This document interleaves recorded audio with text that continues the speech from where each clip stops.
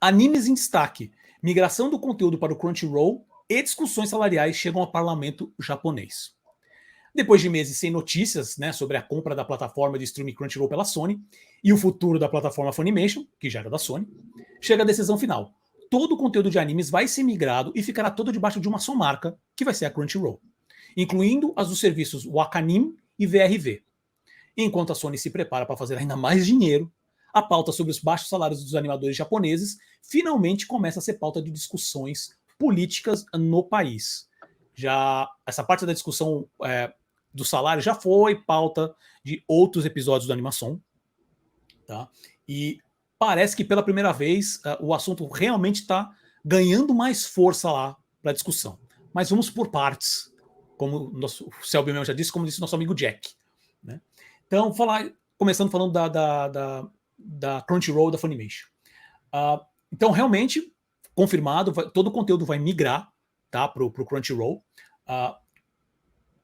Nossa, achei que tinha parado a gravação aqui. Então, todo o conteúdo vai ser migrado para o Crunchyroll. O Funimation não vai ter mais atualização nenhuma. Tá? Ele, no máximo que ele vai fazer, as séries que já foram lançadas, ainda tem mais temporadas a estrear, elas vão estrear lá. Só que, e vai ser o único caso, né? Que eles falam que também que tem as novas séries que eles chamam da temporada de primavera, vão direto para o Crunchyroll. E parece que essa especificamente é uma das maiores em quantidade de títulos, né, que vai ter atualização.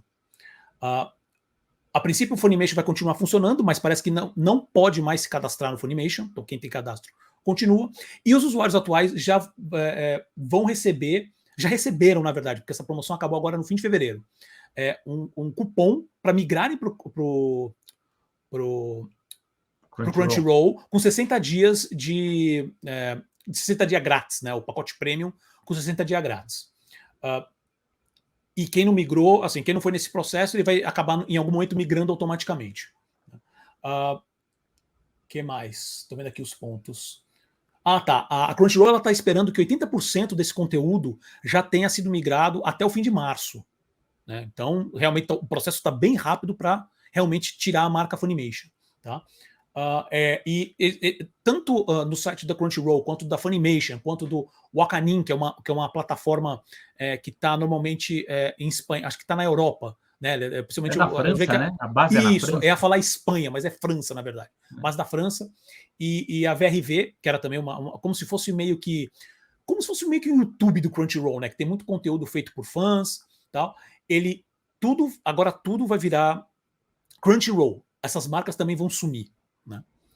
E eles deixaram em todos esses sites, tem FAQ de como que os usuários podem fazer, para fazer assim, explicando a situação e como que eles podem fazer o processo de migração, né? Que mais? É isso. Sim, resumidamente é isso. E lembrando que a gente já, para quem quiser acompanhar, porque isso foi uma saga até interessante nos últimos episódios da animação, né, do primeira e segunda temporada. Não, primeira e segunda não, foi só na segunda mesmo, né? Foi no ano passado, quando essa informação estourou. A gente falou sobre todo esse processo da venda, né, do Crunchyroll. Foi nos episódios 16, 22. Foi o último episódio. Na verdade, a gente falou isso no último episódio extra de 2020 também. Na verdade, foi lá da primeira temporada ainda. E também no episódio 28 da segunda temporada. Então, quem quiser ouvir lá, depois de ouvir esse, obviamente, então vai lá. E antes de passar para a questão do salarial, diga aí, meu amigo Sérgio, quais são os seus comentários sobre essa migração? A gente já... Inclusive, a gente chegou a citar um pouco sobre a Crunchyroll quando a gente discutiu nas últimas edições sobre essa questão da consolidação, né, dos serviços de streaming, como que essas plataformas elas vão se concentrar, porque eu acredito, aí a opinião do Selby aqui, né, eu acho que a tendência é a gente ter uma redução, né, no número desses serviços, e vão ficar as maiores, né, as que têm um maior acervo, embora eu acho que era interessante ter a Funimation e o Crunchyroll como serviços separados por uma questão de concorrência mesmo. A Funimation, só para dar uma revisada, ela funcionava em 52 países, com 10 idiomas, né? E agora ela passa a integrar a Crunchyroll com séries, inclusive, que a gente até anunciou aqui várias, quando teve um anúncio das novidades, né? O My Hero Academy, Naruto, Shippuden, o Jujutsu Kaisen, enfim, todos esses... Tokyo Ghoul, né? Esses nomes difíceis, né? nomes difíceis e tal, né? E eu também não sou. Aliás, eu quero até acompanhar um pouco mais, porque eu sou daquele que assiste muitas animações, mas o do Japão, que já é por si uma indústria com produções muito numerosas, né? Já chega no Brasil pouco, né? E a gente tem a oportunidade de assistir ainda uma fração disso, né? Então é complicado, né? Mas você tem essa chance agora de você tudo isso concentrado em um serviço só, né? Por um lado é ruim por conta dessa questão da concorrência, por outro lado é bom, porque eu acho que também para o consumidor, para o fã que está atrás disso, é uma forma de você ter concentrado, né, todas essas séries que você tem vontade de assistir tá num lugar só, e a gente sabe que as Netflix e os outros serviços eles estão correndo atrás para investir, comprar produções, né, desse tipo, né, por conta até da procura que existe.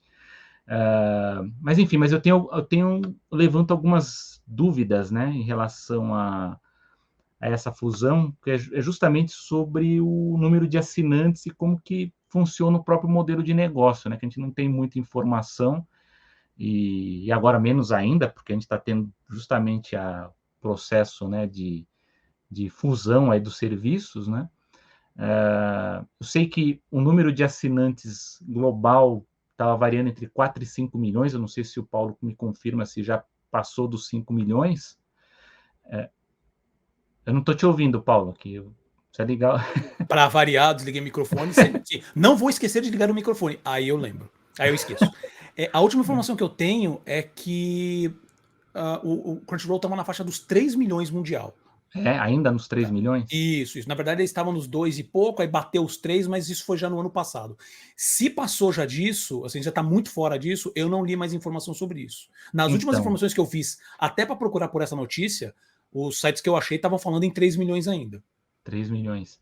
Então, mas aí vem aquela coisa, né? Mas o modelo de negócios deles, a gente não. Aí que é a minha dúvida: se esses 3 milhões seriam os 3 milhões que efetivamente pagam a assinatura, né? Sim, são Porque o 3 milhões de Crunchyroll assinantes. porque o Crunchyroll ele Isso. também tem aquele pacote gratuito que você assiste, que é aquele que a gente está até discutindo, que até a própria Disney Plus agora vai implementar lá na América do Norte, que é de você ter um pacote mais barato, mas assistindo anúncios, né? Mas o caso do Crunchyroll, ele é gratuito, mas você assiste esses anúncios.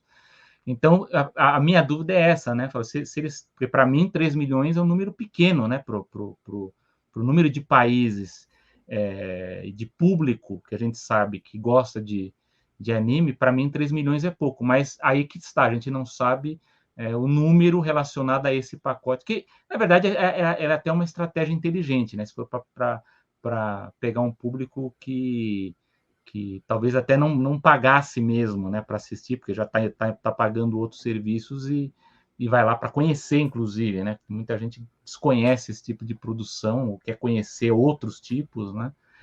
Mas a gente sabe que o Crunchyroll ele trabalha também com engajamento e interação em redes sociais, que são muito fortes, tem muito mais usuários do que talvez até do que até de público que assiste, né, o serviço.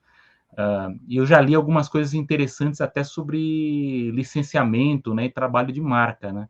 Então, para mim, essa seria a minha dúvida, né?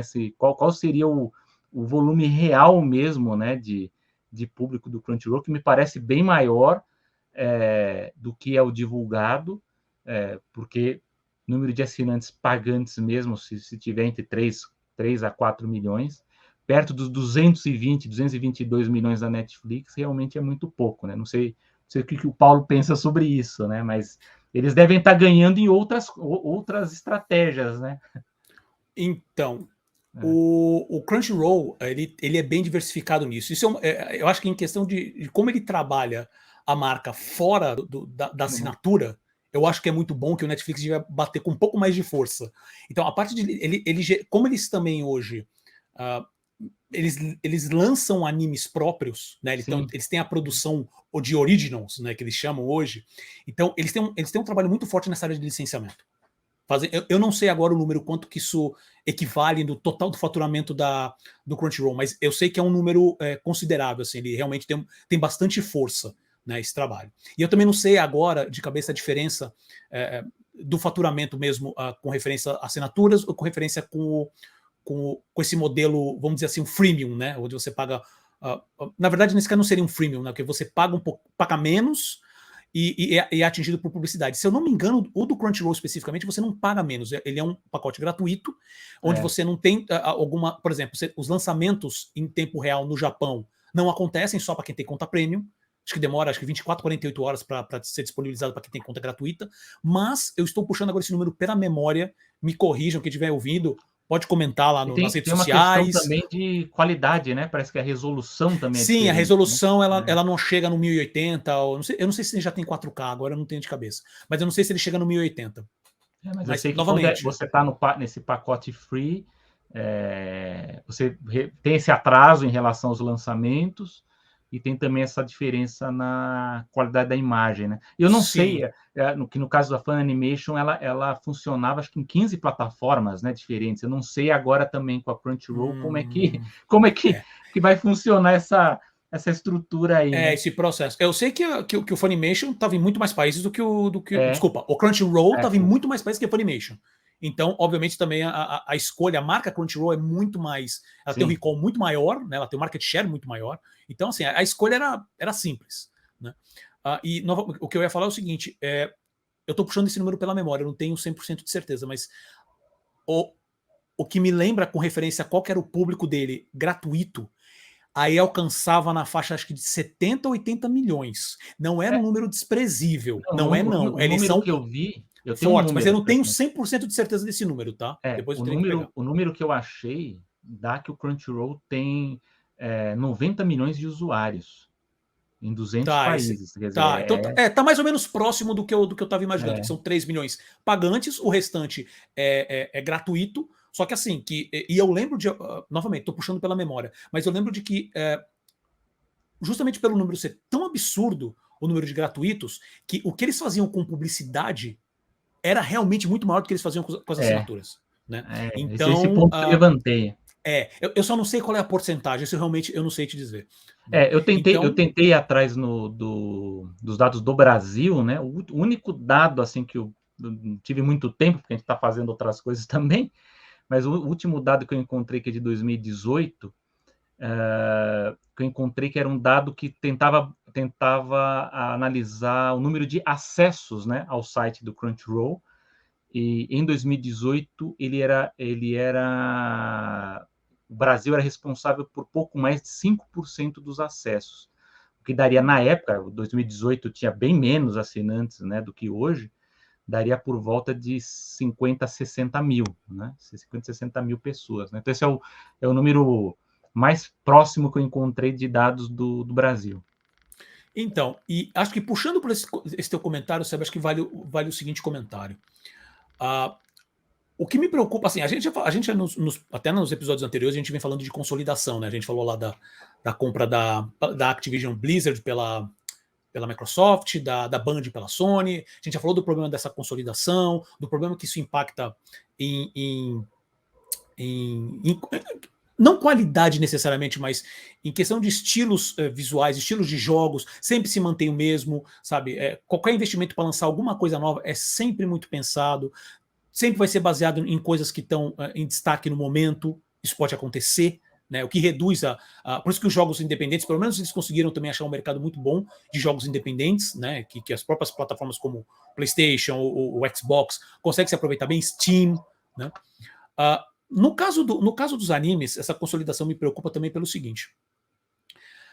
E os números que você falou, acho que justificam, pelo menos nessa perspectiva que a gente tem, nesses números que a gente tem agora, levanta uma questão de preocupação, que é, você tem o anime, ele é uma coisa, ele é um tipo de conteúdo mais nichado, né? Não é que nem filme norte-americano, até a animação a dos grandes, né? As Disney, DreamWorks e tudo mais.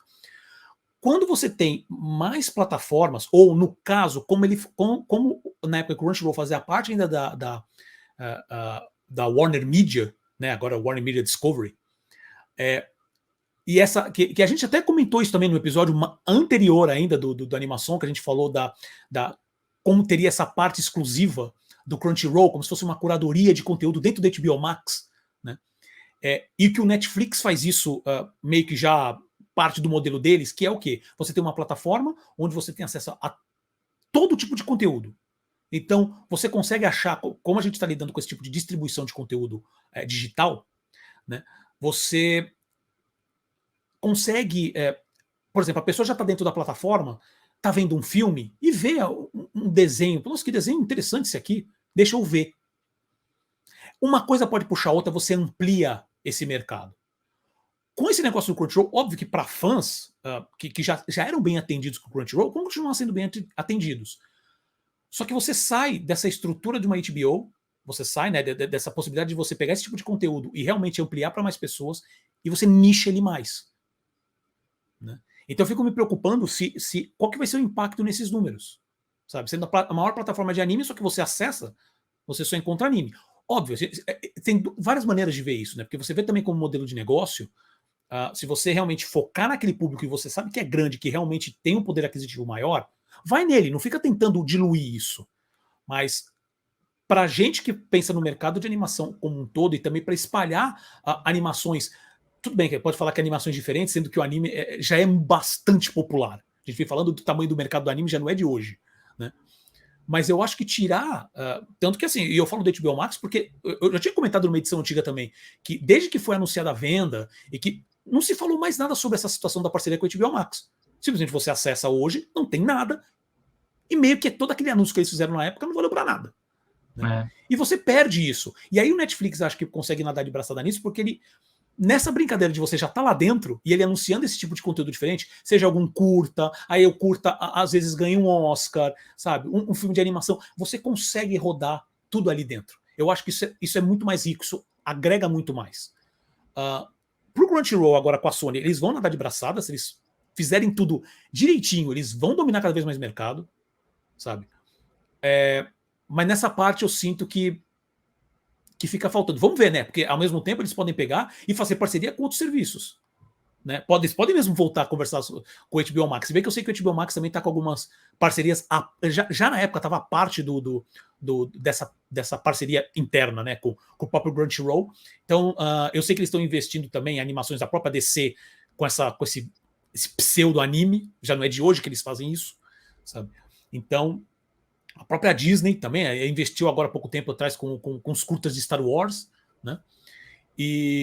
Mas acho que perde um pouco, parece que me passa uma sensação mais de isolamento. Vamos focar só em ser nicho, sendo que você tem realmente coisas muito boas sendo produzidas que seria muito bom ganhar mais audiência. Então, eu acho que aí é uma preocupação que, acompanhando a repercussão, né, sobre essa fusão dos conteúdos, né, da Funimation Crunchyroll, é o quanto que essa concentração ela impacta a indústria da animação no Japão. Porque, por um lado, há esse investimento em produção original, por outro lado, você tem uma grande concentração de, enfim, aquisição de séries que são produzidas e a gente sabe, a gente já tem até uma edição aqui da animação que a gente discute bem essa questão da indústria no Japão, que é aquela história, se produz como louco, se não der certo, acaba, se produz outra coisa, troca-se equipes, fecham-se estúdios, então há um impacto muito forte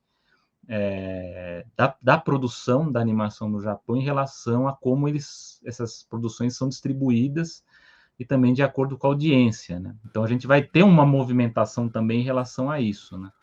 Então é uma coisa que tem a ver também, né? Eu acho que é a ponte que a gente pode fazer também para essa questão que está sendo discutida sobre as condições salariais no Japão, mas eu acho que pesa muito, né? Como que esses animes, como você bem disse, é um nicho, né? A animação já é um nicho, né? Você tem o nicho do nicho aí também. É só um nicho que faz bastante dinheiro. É um nicho que faz bastante dinheiro. Mas também como que isso impacta a produção lá, que é uma produção grande, né? Mas ela é altamente...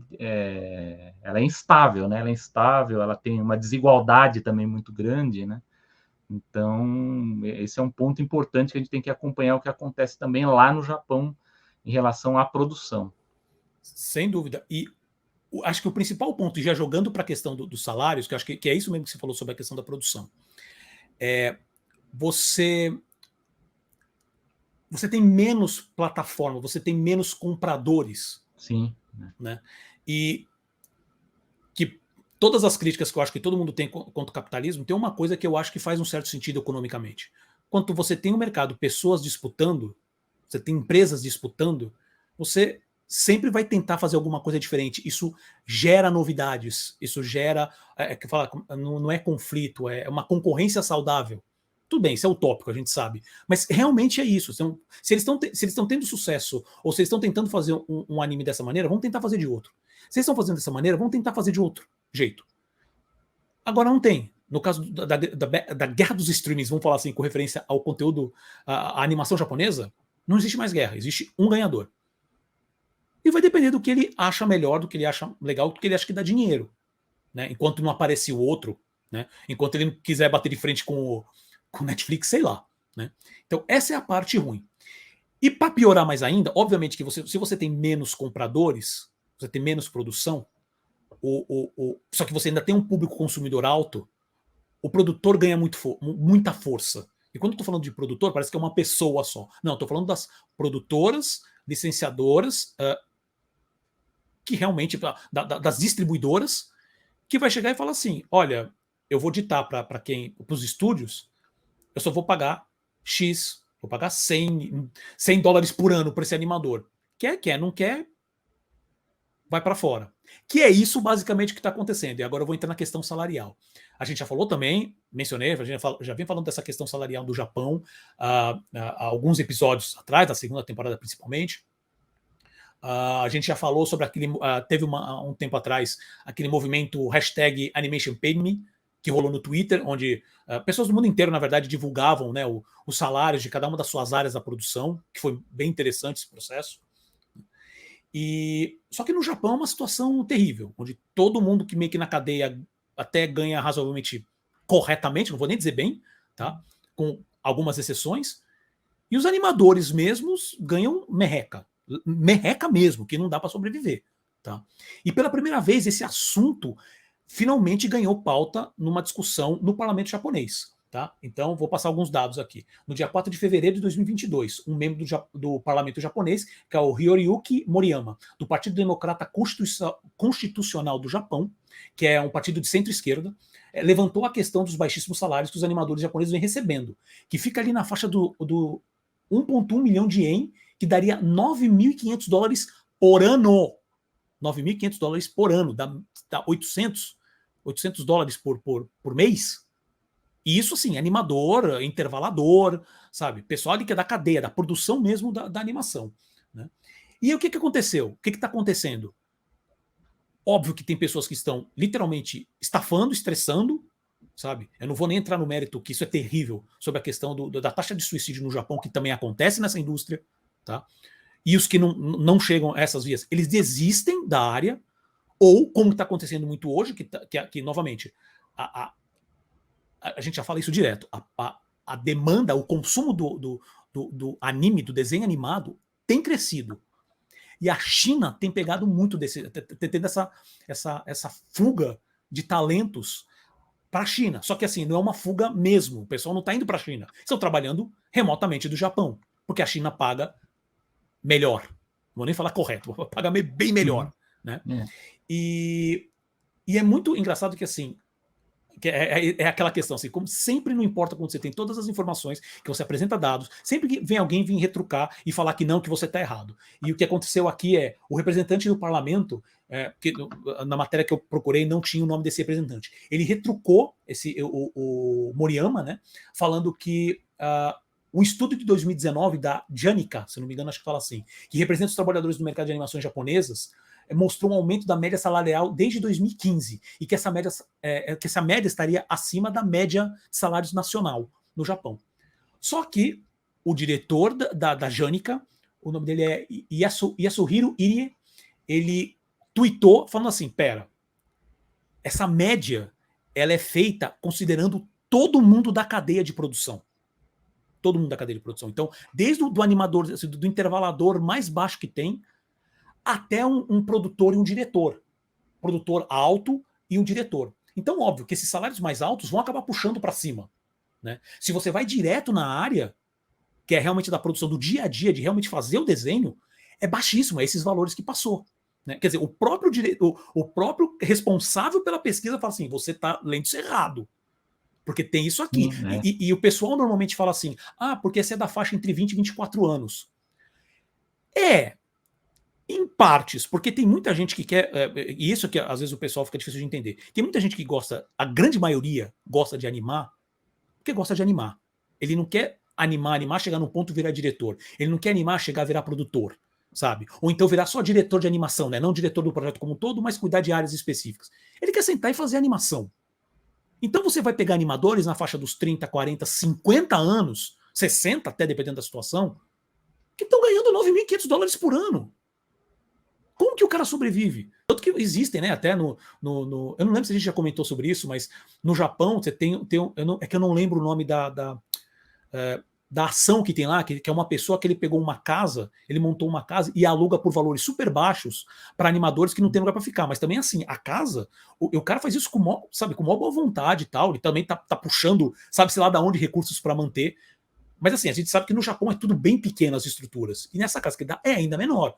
É um quadrado, às vezes, de 10 por 10, acho que nem isso, às vezes. Né? Onde o cara tem a cama, o espaço e o banheiro é comunitário, sabe? A cozinha é comunitária. Mas pro cara simplesmente não, o animador não ir morar na rua, sabe?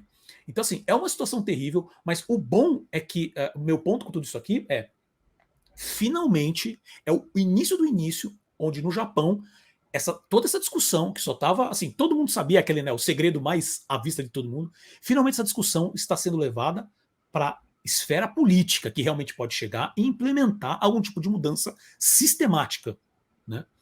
E isso é bom, mas assim, já deu para notar, só porque eu falei aqui, que vai ser uma briga terrível, né?